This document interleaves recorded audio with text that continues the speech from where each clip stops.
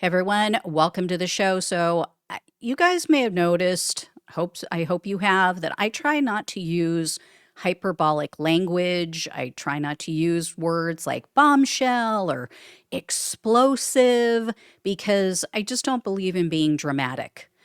In this case, though, I have to tell you it is warranted because some truly jaw dropping details came out over the weekend in regard to this whole Donald Trump Jeffrey Epstein story.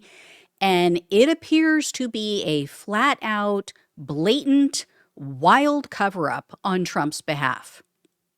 And if I sound a little off, or if I start coughing and I have to pause the recording, it's because I've been sick. That's why I didn't record on Friday. You didn't have any shows from me over the weekend, but so I'm going to try to get through this. This is a long show because there is a lot to share with you guys, and again, a lot of it is explosive. I'm going to share that. Also, there's some bombshells that were dropped over the weekend, including a story from a well-known Epstein victim. She's speaking out about a creepy encounter that she had with Trump and why she warned the FBI about him. I also have Donald Trump's latest insult for his viewers or his voters. I have news about Trump suing the Wall Street Journal. And also, another Trump ally is now being dragged into this Epstein story. So you're going to want to stay till the end. You're going to want to see all of these details. First, though, please do me a big favor. If you appreciate this content, please hit the subscribe button below this video. It is free. It really, really helps. I really appreciate it. So thank you all so much. And thank you to everyone who donates to the show and is a member. You really keep the show running. So here's the latest in regard to Trump and his very, very suspicious reaction to this Jeffrey Epstein case. Trump has once again insulted his base.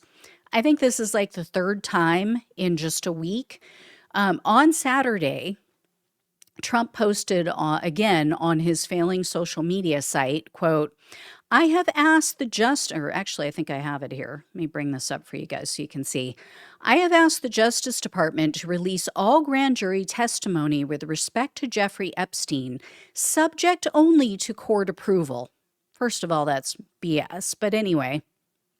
He goes on to say, with that being said, and even if the court gave its full and unwavering approval, nothing will be good enough for the troublemakers and radical left lunatics making the request. It will always be more, MAGA. So it certainly sounds like he's calling the people on his side of the aisle troublemakers. So not as, explicit as the insults that he lobbed more recently, but definitely sounds like he's still throwing shade at them.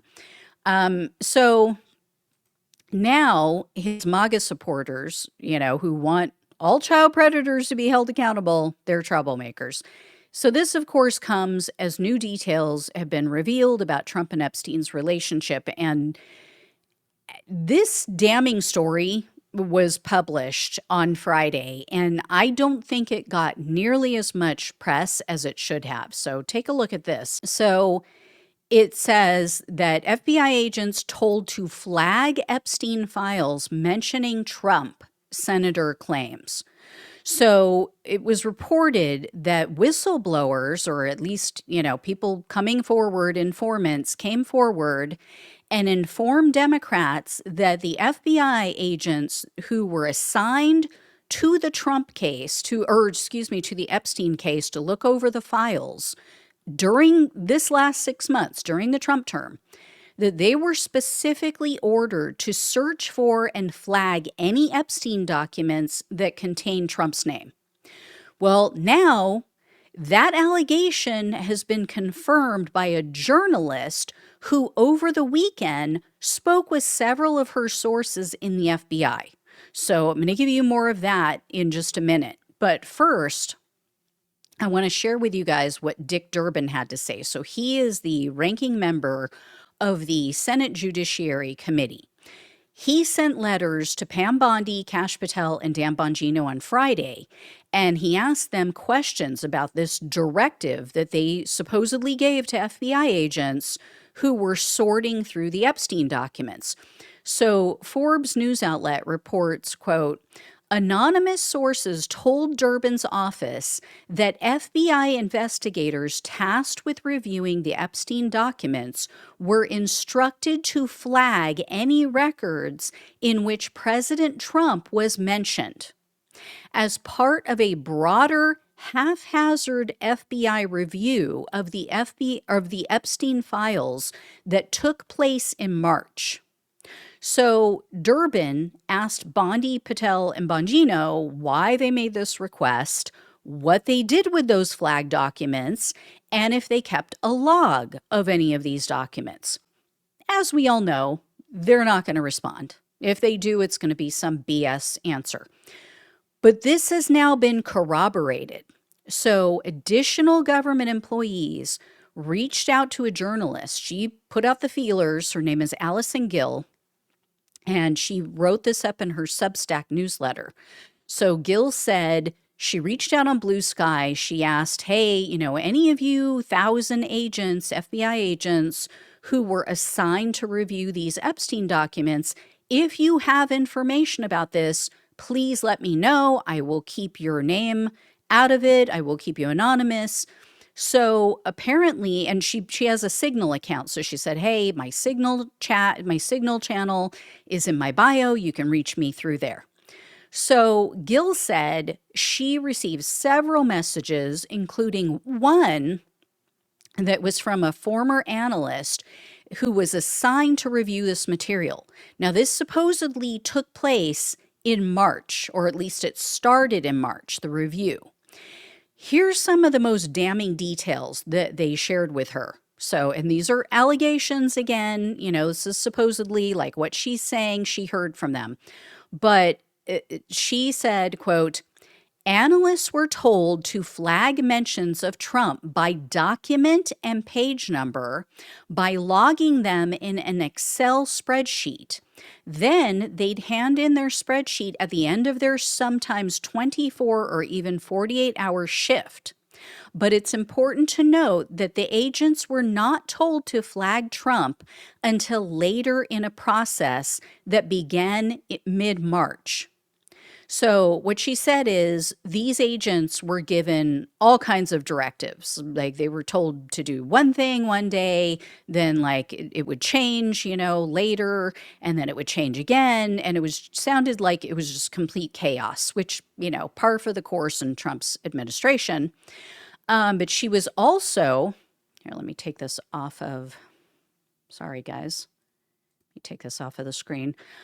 She was also told that the files were stored on a shared computer drive that anyone could access. So they didn't have like the typical permission restrictions that are typically in place, she was saying, for this type of work. So usually only the agents who are working on a project can view these documents. It's like a Google Doc, right? You can put restrictions in place so only the person you sent the link to can view it. None of that was done. So a lot of people could have seen this stuff who weren't supposed to. One source described this process as, quote, full panic mode. And Gill was told that they conducted online training sessions, like video training sessions, where they discussed how to document these mentions of Trump, like how they were supposed to do all of this. And this was done on an unclassified system. So and she also was told there's written training material that was used. And this also mentioned how to flag Donald Trump's name. So these videos and these documents are out there somewhere. They're just waiting for Anonymous or some other hackers to find them. Russia, if you're listening, I think you might be, mightily rewarded, as Donald Trump once said. Anyway, Gill said that analysts were very shocked when Bondi made the announcement that they're not going to release anything. When Bondi was like, oh, nothing to see here, no coercion, no blackmail, we're done. And one of the analysts told her, quote, to say there's nothing or to say it's a hoax, bullshit. That was a direct quote. Obviously, this is very telling, right? I mean, the fact that Bondi and the others even knew to ask the agents to flag Trump's name, that tells you everything you need to know about Trump and Epstein's relationship. I mean, why? Why did they think of that? Or, it could be, as I'm thinking through this, as she said, this directive to flag Trump came further down the line. Maybe someone did find something nefarious or salacious or interesting about Trump, and they went to Bondi, and then she was like, oh, shit, we got to put a lid on this. So we got to flag everything that comes up from here on out. That could be. But they wouldn't bother to have these things flagged if these were just random harmless mentions, right? Because like everybody's already known that Trump flew on Epstein's plane. That has already come up. That was documented a while ago, that there were, I don't know how many flight logs with Trump's name on them. We already knew they hung out in public. I mean, there's a video of it, of them, with Donald Trump doing the white man overbite, right? I mean, we already knew they were friends. Epstein said that we were best friends for 10 years. Donald Trump said, oh yeah, Epstein and I were friends for like 15 years. And there's this big misnomer. I just want to throw this into. MAGA keeps saying, oh, he threw Epstein out and he stopped talking to him because he didn't like how he was hitting on young girls at his club. That is bullshit. That is 100% false, and it's been documented. There are articles out there talking about the real reason why Donald Trump ditched Epstein. It was because they were both bidding on the same property, and Epstein outbid him, and it pissed off Donald Trump. That is the reason for their falling out. He didn't care that Epstein was hanging out with little girls, and I'm going to share with you more details in a minute about how we know that that's true. So this whole idea that, oh, he didn't like that Epstein was hitting on young girls. No, false. Absolutely false. Been proven, written about years ago before any of this came up. So another big bombshell that dropped over the weekend was Epstein's brother. It may have been Friday. He is demanding to see the 15 plus hours of Epstein video footage that sloppy Steve Bannon has, that he's been sitting on for 6 years. So let me bring this up for you. So if you guys weren't aware, Bannon had interviewed Epstein in 2019. This was shortly before he was arrested by Donald Trump's Justice Department.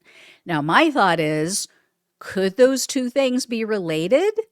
Like, did Bannon go back to Trump and go, you got to get this guy off the streets? He could really destroy you. I don't know. I'll let you guys decide. What we do know is that Bannon planned to do a documentary on Epstein. For some unknown reason, though, he shelved the whole project. Now, you would think that Epstein's arrest later that year, after he made all these recordings, you would think that would be perfect timing. That would help increase interest in the documentary, right? Anybody looking to make money off of it, they would rush to get this online, or they would rush to get this on streaming platforms. But no, not Bannon. And here's the most explosive part of this particular bombshell. Mark Epstein told NBC News, quote, Bannon told me he has like 15 or 16 hours of videotape of Jeff. He was trying to help Jeff rehabilitate his reputation. They spent a lot of time together. So does MAGA know that? Does MAGA know that Bannon was trying to help Epstein and rehabilitate his image? If that's true, that's pretty gross. And remember, Bannon was once quoted as saying, the only person who could take down Trump is Jeffrey Epstein.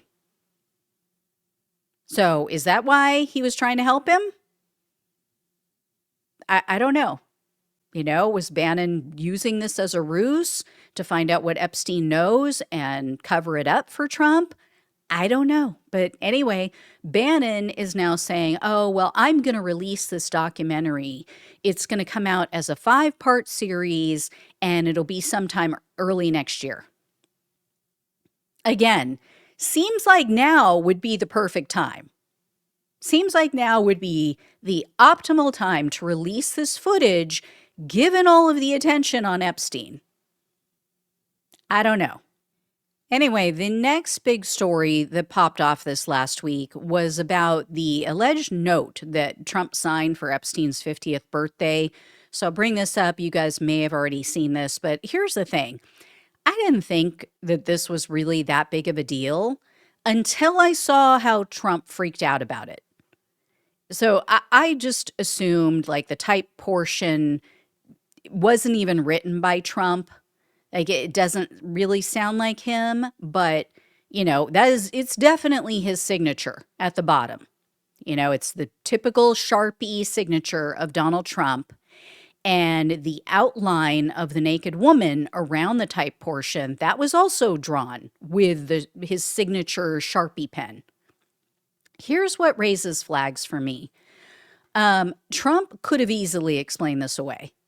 He could have not made a big deal over it. Instead, he lied and he said, oh, I've never drawn sketches in my life. Or actually said, I've never written a picture in my life. I mean, that is a verifiable lie. So I'm sure you guys have all seen this by now. These are images that Donald Trump has drawn. He used to draw all the time. Evidently, he is quite the doodler. And according to The Independent, he auctioned off at least 5 sketches. So sometime between the late 1990s and the early 2000s, he would auction these things off for charity. This was, I guess, before they were, ripping off charities, for kids' cancer so that he could buy pictures of himself. But anyway, so that was an unnecessary lie. It could easily be fact-checked. So I don't know why he thought he would get away with that, but obviously not true. And then MAGA was screeching, oh, Trump's never used the word enigma. That's not how he talks. If you haven't seen it, that was included in this birthday note. Again, I don't think Trump wrote the typed portion of it. I think somebody typed it up and said, hey, can you just sign this for Epstein's birthday card, blah, blah, blah.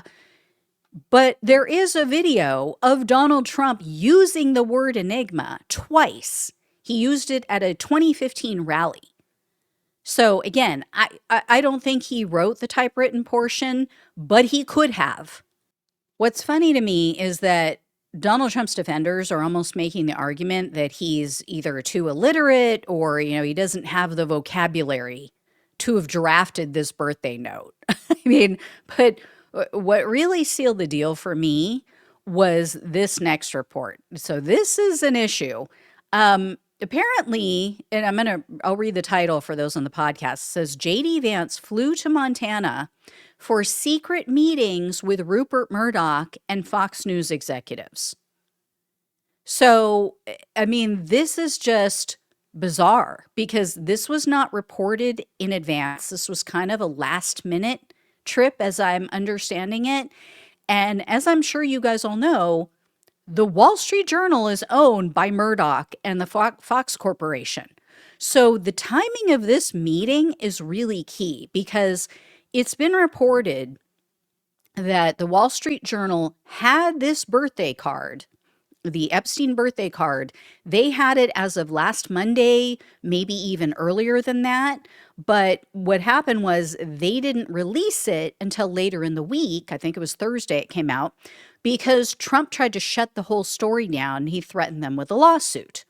So they had to run this past their legal team. They had to go to the legal and say, hey, can we do this? Are we going to get sued? Blah, blah, blah.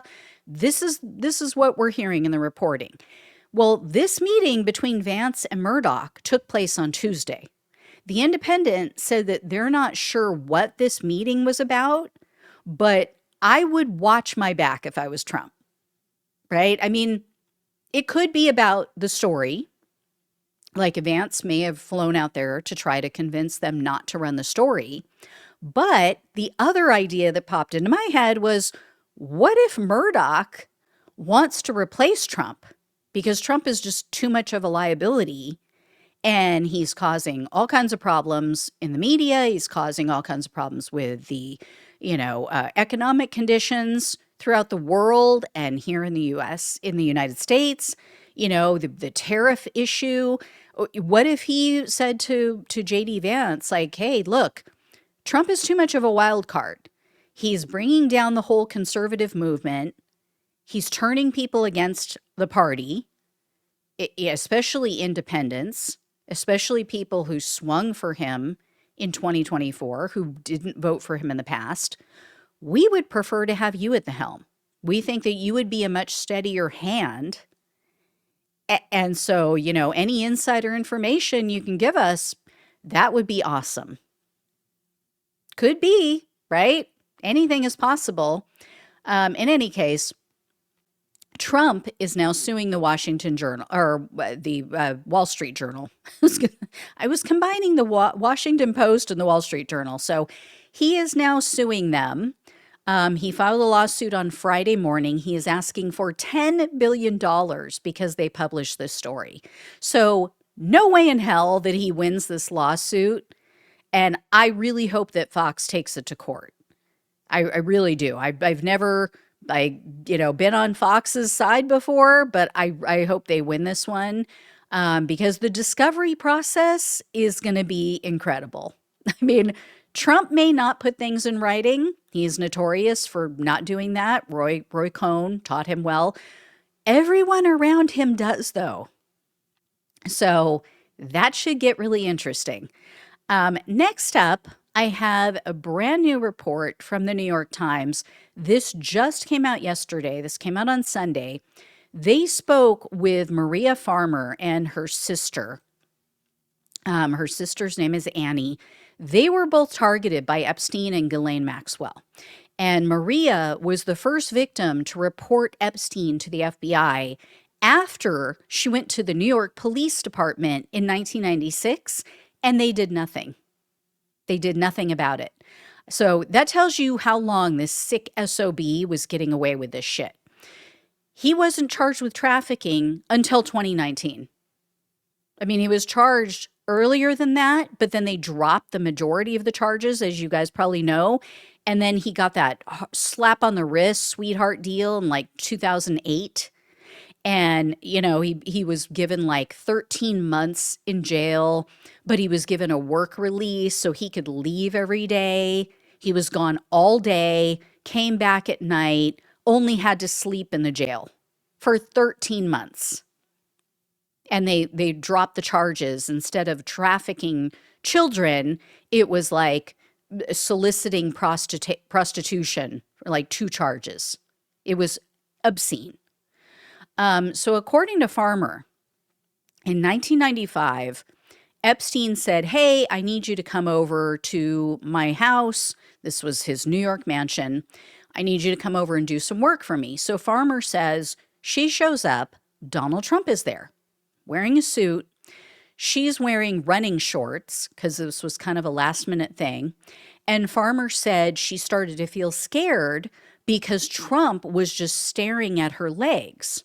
So Farmer told the Times, Epstein walks into the room finally and kind of breaks the tension and her fear. And he looks at Trump and he tells Trump, quote, no, she's not here for you. Very odd, isn't it? Like, why would she be there for Donald Trump? What an odd thing to say. And then she said Epstein and Trump go into the next room and she overhears them. This is her allegation. She overhears Trump saying that, oh, I think she's a teenager. So he knew that Epstein had teenage girls going into his home and did nothing about it. At the very least, even if he didn't partake, but that comment about, no, she's not here for you, is very suspicious. And Farmer admits, like, she's never witnessed Trump. She's never seen him do anything illicit or illegal. But 2 separate times, she warned the authorities to look into him. So based on that encounter, she told them, look, you got to look into him. You got to look into Bill Clinton. She named a bunch of different high-profile people that Epstein was hanging around. So that's pretty major news. Also, Oregon Senator Ron Wyden, he is now telling everyone, follow the money. So Wyden is he's on the Senate Finance Committee. And he said that last year, the Biden administration allowed the Finance Committee investigators to look at portions of the file, the Epstein file, in person over at the Treasury building. And the Treasury's Epstein file details over 4,700 wire transfers that added up to nearly $1.1 billion that were flowing in and out of just one of his bank accounts, just one of Epstein's accounts. He said, quote, if you ask me, that's potential lines of investigation right there. Again, these are all potential leads the Department of Justice ought to be digging into. This is about years and years of international sex trafficking. None of this is a hoax. None of it is a scam. It's insulting to the intelligence of the American people when Trump and Bondi say there's nothing here to investigate. I have to tell you, though, this right here, this pisses me off to no end. This gives MAGA and anybody on the right the perfect out. This is why so many Americans don't trust either party. Why didn't the Democrats push for this during Biden's term? That is a legitimate question that they can ask. Now, I can go back and say, why didn't Trump push for it in his first term? But this shit has been going on for decades. Epstein was violating children, trafficking children as early as like the late 80s, mid to late 80s.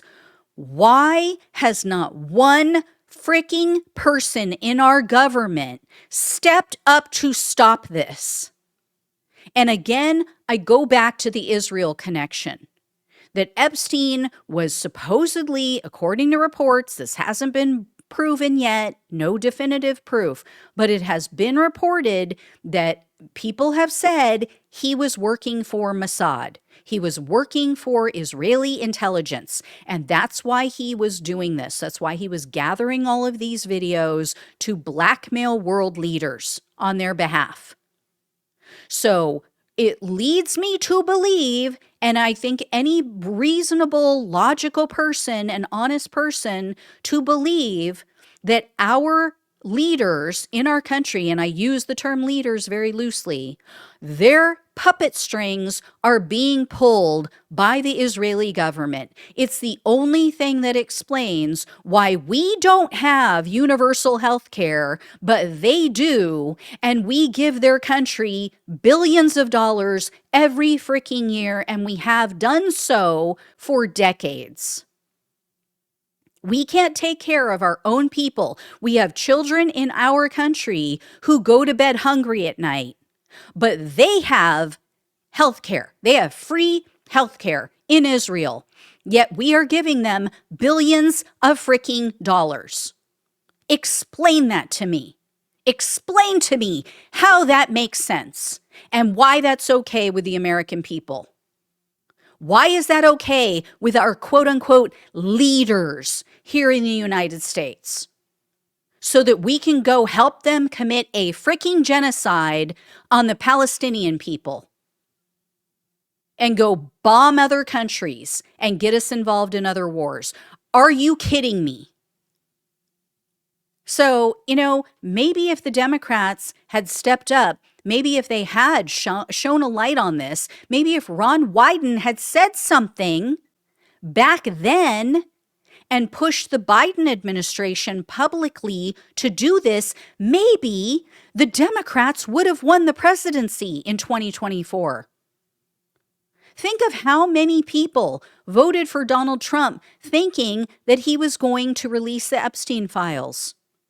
How many of them would have seen the Democrats do that and gone, this is the party that I'm going to stick with. This is the party of transparency. Trump had his chance. He had 4 years to do this, and he didn't. And Biden did it. But each party protects their own, and it is sickening. We are talking about children. This isn't a partisan issue. It is not a freaking game. These are children's lives.